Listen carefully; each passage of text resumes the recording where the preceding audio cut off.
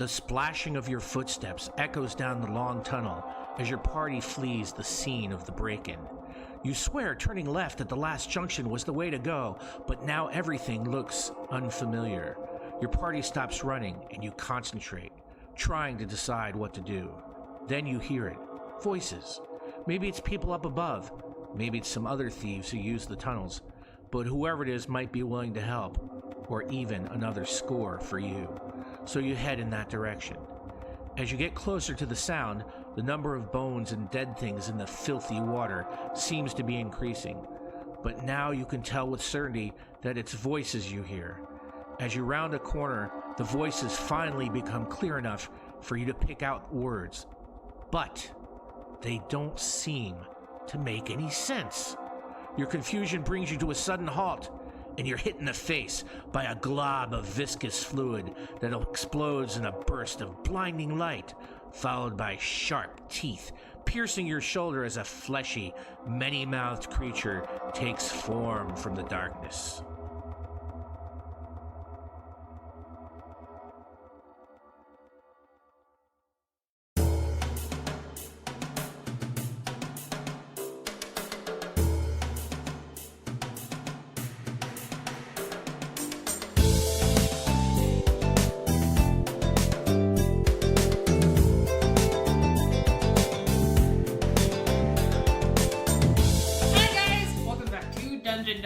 Grace and Erica and Chris. So today we have a very special guest with us. In case you couldn't tell, his name is Chris. Chris, would you like to tell us a little bit about yourself and why you're here? Yes, my name is Chris, and I'm here because I've been playing D&D for a long time, and I heard this cool podcast, and I know these people. They were nice enough to ask me to be on it. I'm also an improviser, which means I like to make things up. So it's kind of a good match for gaming. That actually makes a lot of sense and explains several things. So can you tell us a little bit about like the kinds of games you play in or run and that sort of thing? Sure. Right now I'm playing mostly D&D 5th edition, but in the past I've enjoyed other games and even made my own gaming system called FAST, which was flexible and simple template. Before we switched back to D&D, we were playing Numenera for a while, playing around with that. So I usually am the DM or GM, depending on your preference, because I really enjoy world building. I do enjoy playing as a character too, but lately I've been doing most of the DMing. Nice. And so when you talk about world building, can you tell us about some of the worlds that you've built? Sure. I sometimes just get ideas like I was passing a retirement place once and I thought, what if no, this is true. I thought, what if a bunch of creatures who were fed up with humans stuck them all in an area which was essentially like either think of a reservation or retirement community where they could be controlled, and the people there didn't know that was happening. So that became a campaign where the players eventually found out what was happening. The other humanoid races were keeping them basically hostage. Another campaign I just did, the premise was we never see maps. The polar zones are always at the north and south poles. So I said, what would be cool would be have a planet where the belt is around the equator and that's cold. And then I thought, well, what happened if there was like a global warming event and it opened up a passage between the north and the south? And also, what else would that do as far as like, things getting hotter? There'd be more insects. So that was at year 998 of an empire that was now facing all these challenges. So currently, I went in the direction my current campaign called Restoration takes place 100 years after a horrible disease called Gibble has wiped out 90% of civilization. So so people are trying to rebuild civilization. The wild areas are called the Rage, and so they're trying to expand into the Rage and maybe find out who caused Gibble, if somebody did, and how to keep it from happening again. That is really cool. That all sounds very fantastic. And it sounds like you really think of like everything in a campaign, like why things happen and how they could happen. Right. And I like to add little details. Like I'll usually start creating a glossary for the players because I like to name things. Like in this current campaign, people lost access to wheat, so they mainly drink a version of cider. And I said, well, what is that called? They call it Rasker. I love creating words and languages and even gestures. In another campaign I did, this one city that was modeled on sort of a combination of Italian and French Spanish culture. People applauded by hitting the back of one hand into the palm of the other. And believe it or not, I actually found like a little GIF or GIF, however you say it, of that. And so the players would start doing that during game sessions. Just fun little details, phrases, like what are the idioms people say in the world. In the campaign with the warming event and the ice belt, I actually created a entire Latin-like language because it was modeled after the Roman Empire. So I created a detailed language. That is sometimes I go overboard. Yeah. How much of what you create do you think your characters or like your players actually see of the world? Well, I mean, in the case of the language, very little. But in the case of coming up with phrases and terms and words, a lot, because they'll encounter them. People will use those phrases and words, and they'll start using them, and I'll keep introducing more. So I'm a big fan of language as sort of a base, and coming up with that, like why are things called the way they are? Is there a language that names of places are based on? I don't like just a lot of times coming up with random weird names because it can create a lot of inconsistencies too. So yeah. So that's another question then too, like how do you keep that consistency running through your game? What are some tricks that you use to keep all that in mind? Right. Well, certainly language is one. You know, if I come up with, just for naming places, I might come up with a set of like 50 root phrases or parts of words and then put them together in different ways to come up with interesting ways to name places, at least within a certain region. Then other regions might use a different system. But another way to be consistent is to use the old question, if this is true about the world, what else is true about the world? For example, if a disease wipes out 90% of civilization and people are terrified of it and they wall themselves into little towns, what does that mean? Well, it means they might not have access to the normal agriculture. So how would that change? Or they might be wary of strangers, or how do they deal with people? Do they have a quarantine system when people arrive? So you can start saying, if this is true about the world, what else is true? That's some really good advice. And that sounds like the kind of thing that can be used not just for like a campaign or D&D or anything like that, but also for writing any sort of book or anything at all that has any amount of world building. Absolutely. I mean, you can use it even within, adventures. You can say, okay, if this is true that this group wants to achieve goal A, what else might be true? Well, there'd probably be a group who's opposed to it, and what do they want? You just ask, okay, if this is true, what else is true? What else would be going on? So you can definitely use, and people definitely use that when they do writing of any type, whether it's fantasy or otherwise. Nice. Do you have any other questions, Grace? Nope. You've been very silent. Yep. I'm taking a back seat on this discussion today. World building is not my forte. I think so. I'm here to listen and learn, like the viewers. Wow. Well, I mean, for people who have challenges for world building, there are a lot of amazing resources on the web too, both for gaming and from writing standpoint. So a little bit of Googling, you can get some really cool resources. Nice. Well, you have anything else you want to add on this topic, or about like some of the fun things that you created? Give our listeners any ideas. Little details, even little things, can go a long way. And like recently, a party found some coins that were actually square with a round hole in the middle, with weird writing around and pictures around the edges.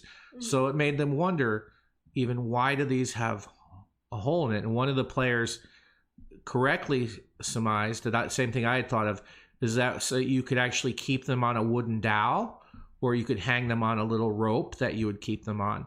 So eventually, if they wind up traveling to that land, they'll already know that. But just that little details can go a long way. And again, having these little phrases or words or idioms or legends, little things that aren't the big normal payouts. Oh my God, you found this sword that does all these things, but are fun little things, fun little items, little unique magic items that don't necessarily do anything great, but they do something kind of fun or nifty that your players will probably eventually find an unexpected and interesting way to use. Do you have any examples of something like that you've made, or? Well, I'm trying to think offhand, but I remember when we were playing Numenera, a lot of the resource books for Numenera had a lot of that stuff, because since Numenera was based on the remains of 12 civilizations over 1 million years, there were a lot of weird little things like something that I remember there's one item that once a day it would spit out a piece of paper, so you'd have a piece of paper. Or I think of one recently, and this I didn't invent it, but I got it out of a book, which was, it's a wooden cup, and once a day you put it with water and it turns into a really, basically a really nice version of Guinness, but it's also, it increases your stamina for 1 to 4 hours, right? I came up with a potion once that wasn't a traditional potion.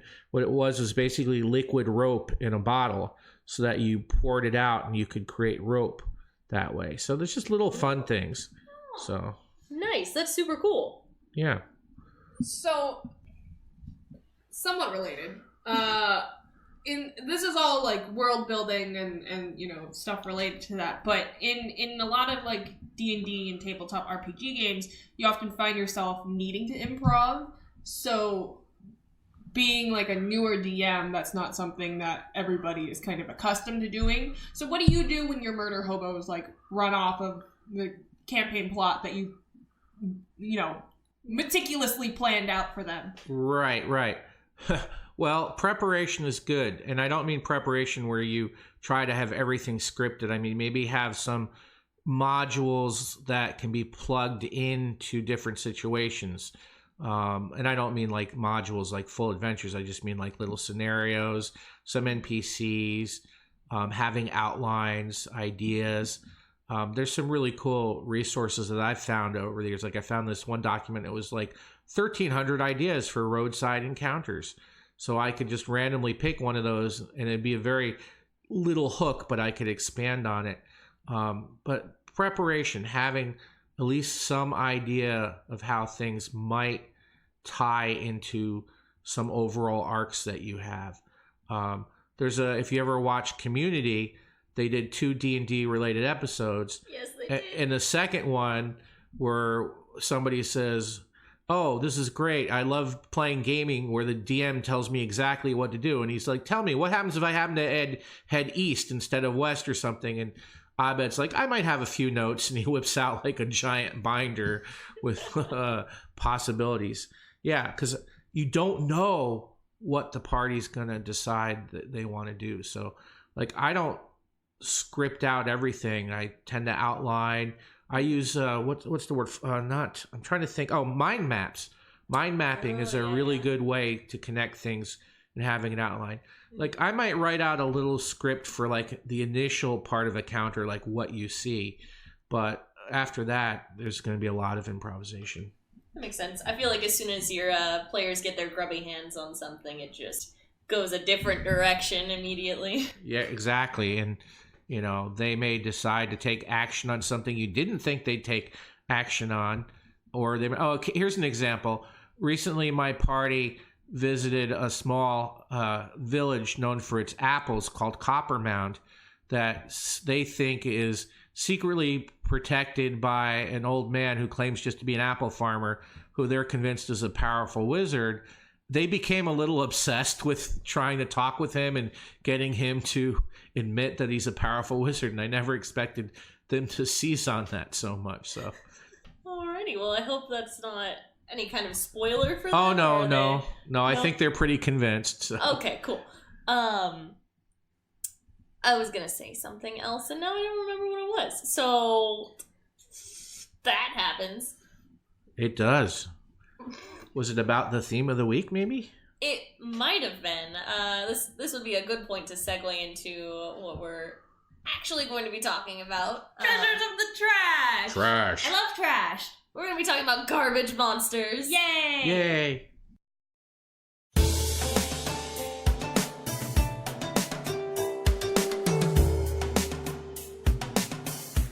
Since we have our special guest here and we've, been interviewing him, we don't want to have this episode run too long. So we're going to skip our normal intro bit where we talk about a few of the more common monsters and just go right into our pitching part. Because there are no common monsters for trash monsters. Except for rats. Yeah. Yeah. Like, nobody uses anything in the trash anyway. So, in your very popular city, these are some things that you could probably throw in there. Besides just, Rats. Yep. And giant rats. Now, Chris. Yes. You've never done this before. Okay. Now, I don't know if you've actually listened to our podcast. I have. Oh, great. So you know that we have 15 seconds to describe and sell why the monster we picked should be bought. Should be used by Essentially, the listeners. Mhm. yes. Great. I'll go first. All right. 1, 2, 3, go. Have you ever stuck your hand in the trash and then picked out something that you're not sure what it was and you're kind of scared that you're going to die from it? That's what a gray ooze is. So you had about 6 seconds left on that. I didn't need any more. So, gray oozes are exactly as described. They're a gray ooze. Awesome. But while these are like really versatile creatures and you can kind of use them anywhere, in the trash, if you've ever thrown away like old milk or like, like bacon grease or any kind of gross gelatinous kind of thing, it can manifest into a gray ooze and totally kill you. That's what I've always wanted. Imagine if, hear me out, Mm-hmm. imagine if you, your wizard or your sorcerer of the party or your bard decided to use prestidigitation, but it went wrong. How does prestidigitation go wrong? Because they're cleaning off like the mud from their bodies, right? Mm-hmm. But then the mud has to go somewhere, right? It turns into a gray ooze. They've just used it too many times and they keep adding to the ooze. And it manifests. Kind of like that episode in Gravity Falls where like the old Halloween candy turns into a monster of itself. Yep. Seen that. We don't have cultured people in this room, I see. Sorry, I've not seen an episode of Gravity Falls. What I like about the gray ooze, though, is that sometimes the party can mistake them as like stone or rock, right? Mm-hmm. And then it's too late. Yes. I always like taking the party by surprise. They think that, everything's fine and like you don't have to worry about it, and then they die. It's a great thing to do to your players. Yes, but you can also use them as servants because they're stupid and you can lure them into places that you want to use them. So like, if you wanted them to eat your greatest enemy who's been stealing your cabbages or something, you can like... That does not seem proportional to the crime. Point is... But it's happened like 7 different times. What do they get if they actually murder somebody? Banishment to the hell dimension. More oozes. More oozes in the hell dimension. Yes. You keep dying and going to a deeper version Deeper of ooze. hell. Exactly. And eventually you become the ooze. Ooh. I hate that. Is that going to be the new game to replace Goose Game, Ooze Game, where you play a gray ooze in a dungeon? The ooze also has, like I said, different variations of the ooze. There's a psychic ooze. What? There's also an ooze master, who's not really an ooze, but He's a master of oozes. he's a master of oozes, which is pretty cool. There's also a sentient ooze. Anything else you want to add about the ooze? You want to talk about a gelatinous cube or... Well, I would talk about the gelatinous cube, but I don't have the book that's required that gives me the stats on a gelatinous cube. But I imagine that they're gelatinous and they're cube-like. What? It's true, they are. But They're very different than oozes, though. They're like a Are they? Yeah, they are. Yeah. See, I don't do my. There's ooze more homework. of an element of surprise with the gelatinous cube because they're clear, except for things Oh. inside. They're I would say they're a lot more lethal too, if I remember correctly. They are Yeah. much stronger. Yeah. There's also the huge gray ooze, which is just a big gray ooze. The gray ooze, but bigger. Yeah, exactly. Cool. But yeah, I mean, if your like characters decide to like sift through the trash, or they're like looting a body or something, Mhm. maybe not looting a body, but if they sift through the trash, there could be like an ooze just kind of in there. Or And- going through like a sewer or Yeah, I mean- anything like that. Yeah, pretty much. I had a DM once. We were we were going through a dungeon, and some kobolds had essentially decided to keep an ooze as their garbage disposal. And so there was a door we opened, and there was like the ooze in there, and they just tossed garbage in, and it like absorbed it. It's pretty gross. Glad we didn't go into that room. Smart. Thanks. But you can also, you don't have to have a gray ooze. You can have like a whole rainbow ooze kind of squad. Skittle ooze. Skittle ooze. You can also make them more dangerous by saying they absorb like a torch or a shiv. They stab you as they eat. Yeah. Well, I think you bring up a really good point, which is taking the stock monsters and coming up with variants. Mhm. Because like once players encounter a gray ooze once, they'll expect every gray ooze to act that way. So if you throw them something that's not quite a gray ooze, it'll be a lot more fun for everyone, I think. Oh yeah, absolutely. Slightly orange ooze. What does it do? Does fire damage. I mean, yeah, you can give it something like spitting out globs that explode, or whatever. Yeah, I I don't know. mean, if any of the viewers have played Divinity. Nope. No, you guys? Uh-uh. No. Mm-mm. Well, they have these monsters that are like ooze monsters, but they're elemental ooze monsters. Ooh. And they like basically leave a trail of Mhm. whatever element they are. So there's like an oil blob, and it's like this blob of oil, obviously. But when it attacks you, it like splurges out like blobs of oil, and if it walks over, it lights them on fire. So you could probably do something like that in your D&D games too, which is pretty cool. One of my favorite ideas, and I know this is true of black puddings a lot, but you could apply it to other, is that if the party uses a certain type of attack, it winds up dividing the creature into two or more that each winds up growing and being. I think that's always a fun thing to do too. You cut it in half, and suddenly you have to deal with Exactly, yeah. Anyways, Chris, would you like to go next, or would you like me to Sure, go I next? can go ahead. Alrighty. Yeah. What am I playing for? You're sure? $2. Oh boy. All right. That's $2 of your dollars, not mine. $2 of my dollars. All right. Let me know when to You're start. gonna have to work harder for Erica's. Okay. On go. All right. I like a gibbering mouther because it's this big mass. It's got mouths all over it. It's got tendrils. It's sticky. You could put some eyes on it if you want, and it makes this noise. It's just terrifying. It's this terrifying thing. So you like it because it's horribly scary and dangerous? and it's got like almost like a Lovecraftian element to it, right? Where it's not any recognizable shape, right? It's not like, oh, we're fighting a bugbear. It's clearly it's like this big thing that could be this weird shape. I like the idea that if people were maybe disposing of creatures or bodies near some sort of magic source or divine source, that they could kind of decay into this thing.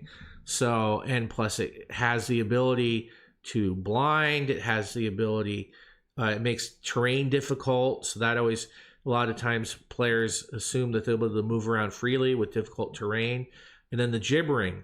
In fact, as I was saying to you before, that it might be fun to actually, in your session, record some loud gibbering and play that really loud during the encounter, so the players actually have trouble communicating, to simulate the gibbering that they're dealing with. So this is just, I think it's just a fun monster.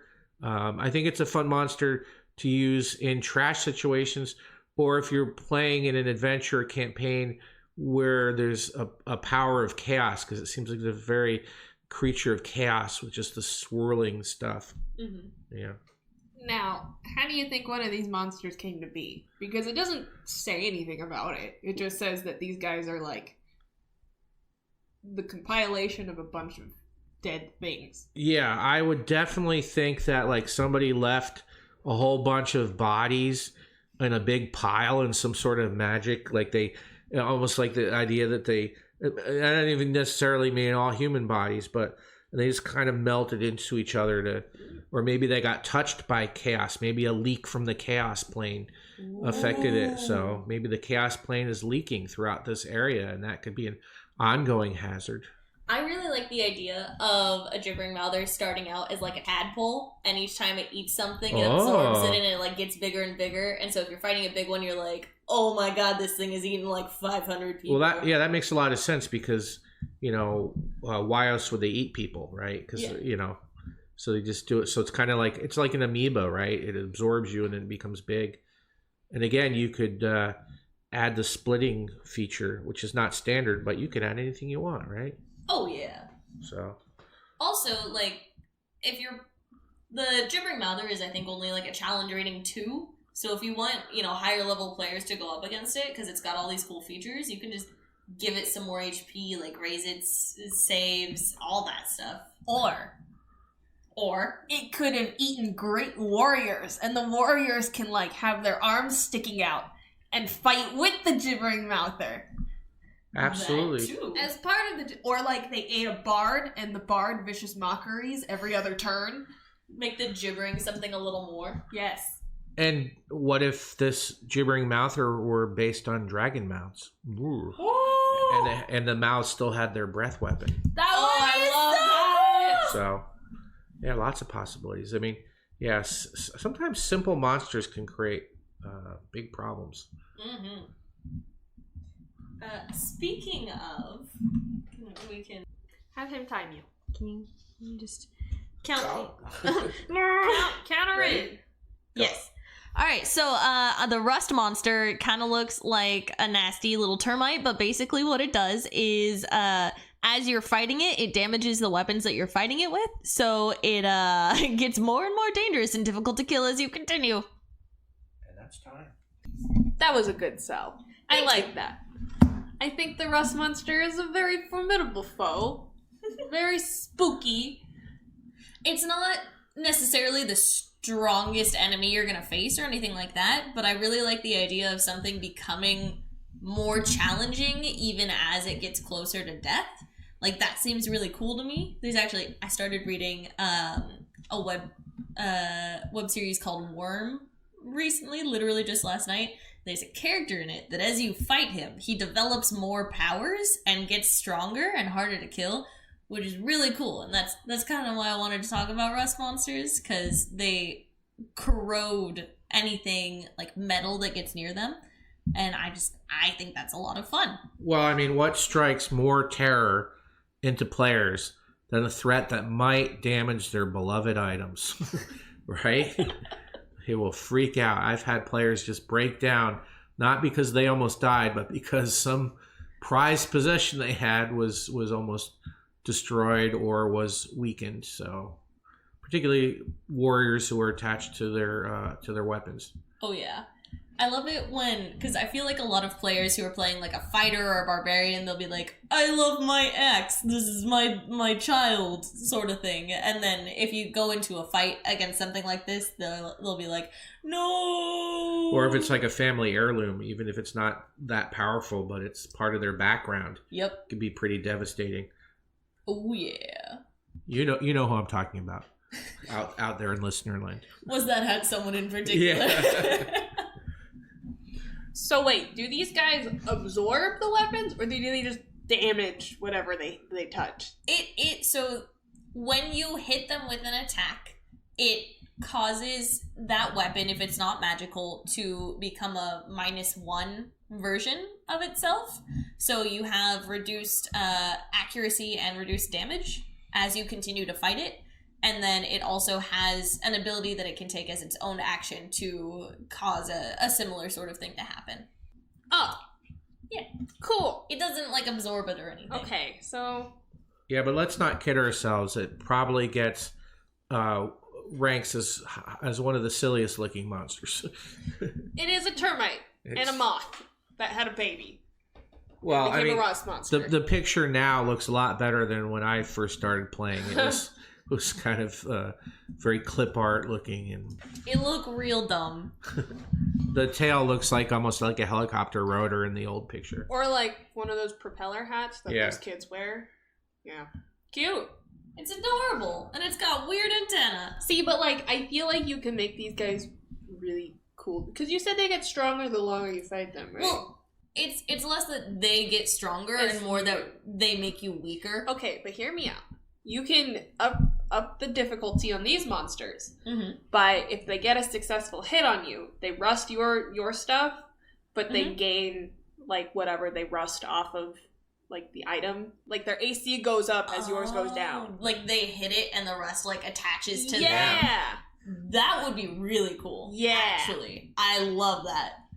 Actually, just seeing the picture, talking about them made me think of an idea because I have a group in my campaign that is very extreme on their pro-environmentalism.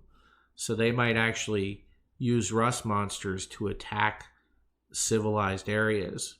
Ooh. Right, as one of their... So they might... Ooh, this is interesting. Like environmental terrorists. Yeah, sort of thing? well, basically, yeah. I love that. Yeah. I mean, like not environmental terrorism, but No. the idea in game, not encouraging anyone to go blow up factories. Please don't do that. Yes. Did that need to be said? I just want to be clear. I mean, we may not have influence now, but later. Someday, maybe. Alrighty, so I think this pretty much just leaves us to move on to our highlight of the week, which is a fun monster that a lot of people have almost definitely seen before, but no one can decide how to pronounce. Do we want to all pronounce it on 3? Yes. Okay, 1, 2, 3. Otyugh. Maybe. Maybe. It might also Could be like Atya. Or it could be the Ocho. You know, whatever you want. We Googled it a bunch of times. Is it Bassinger? Googled it a bunch of times. Even people who wrote it are like, you can do Otyugh or Atyugh or whatever. So, you know. Yes, the Atya is like kind of like it looks different, but it's like that trash monster from Star Wars, as we discussed. In the trash compactor. Yeah. And they like live. I don't want to say they live in the trash, but they're like attracted to like To carrion. yeah. Dead bodies and gross places. So when we were talking about the gibbering Malachir, I realized something. Yeah. What if there's an Otyugh that lives in a giant gibbering Malachir? Would that work? Like lives inside of it? No, or no, the no. Mouther absorbed it? No, like it hangs out with a gibbering Malachir because Like in a it's symbiotic relationship. yeah, because like they're it's hanging out? attracted to carrion, right? And if a gibbering Malachir just eats people and is basically like a giant walking like carcass, Yeah. they would be the best of friends. I feel like they'd try to eat each other. Yeah. I feel like that would be the automatic reaction. Yeah, but that would make them funny if they were roommates on the sitcom. I would watch that sitcom. Yeah. Well, they also know the language Otyugh. So, if your character wants to have some odd language that they somehow know, they can speak Otyugh. And then never have it come up in game. Hey, Sam, how was work today? Oh, I ate my boss again. Aw, Again. Sam. Classic Sam. Seinfeld. I think the Otyugh passes one test that I always have for cool D&D monsters. Does it have tentacles? Yes, then it's a cool monster. No tentacles, still might be a cool monster, but Less more, likely. yeah, more probable it's cool because it has tentacles. When in doubt, just throw tentacles on a creature. Halfling with tentacles, giant rat with tentacles. Wait a minute. Swarm of rats with tentacles. Oh, that would be cool, actually. So there you have it. If you don't learn anything else in this podcast, Add tentacles. Well, I think this was a very eventful podcast. I think we covered a lot of trash. Though I will say I have an honorable mention, if I may. The carrion crawler. Oh, yeah. Ooh. Just a classic, you know. It's exactly as described. Think of a dung beetle, but for, like, dead bodies. Great. Thinking of that, don't like the image that comes to mind. No, I don't like worms. Yeah, fair. Worms don't like you. Oh. Sad. But anyway, thank you so much, Chris, for joining us on our podcast. Very much fun. I've learned a lot. Good. Me too. Good. Good. Great. Nice. Tentacles. And I think it's time to end. We will. See you next week. Well, me and Erica will. See you next week. Chris, hopefully we will have you again. I'm going back into the vault. See you in 30 years. See ya! Bye. Bye! Bye.